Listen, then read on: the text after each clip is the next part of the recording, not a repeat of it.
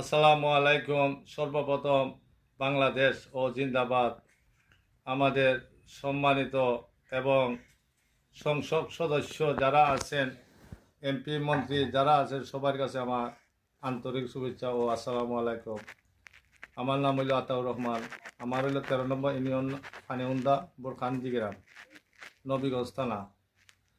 এখন আমাদের দেশের মধ্যে যে একটা আন্দোলন সৃষ্টি হয়েছে, যদি আমাদের সেনাবাহিনী দেশে থাকতো না, আমরা পক্ষে জনগণের পক্ষে সবার পক্ষে থাকতো না, তাহলে আমরা অস্তিত্ব ঠিক থাকতো না।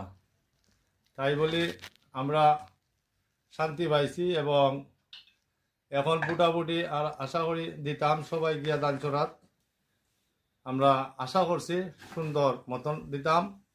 আর যে সেনাবাহিনী আমরা প্রধান 50 জন 55 জন সেনাবাহিনী প্রধান মারা গেছিল আজ থেকে প্রায় 2008।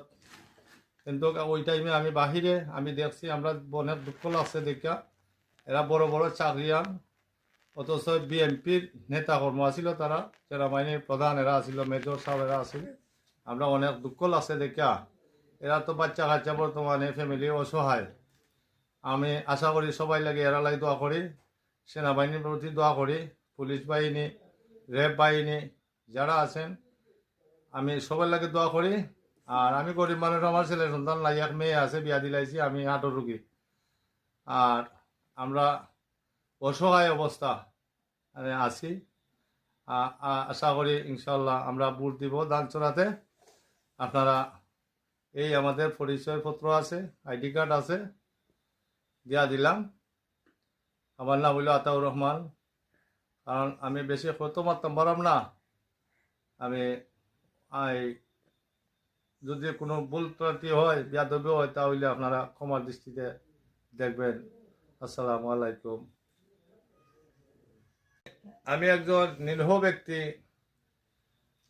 আমার কোনো ইষ্টি নাই, গোষ্ঠীও নাই, কেউ নাই। এখন আমরা অসহায় অবস্থায় আছি। আপনারা আমার লাগে দোয়া করবা। আমার অর্থ সমর্থ নাই। আর যদি আল্লাহ বাসায় রাখতো, আমি 3বার হার্ট অ্যাটাক করছি, আল্লাহ বাসায় রাখছে। তবে আমি দোয়া করে তারিক যা রহমানের লাগি তাই পাস করতা, আমরা সবাই মিলিত হইয়া তাদের ভোট দিতাম।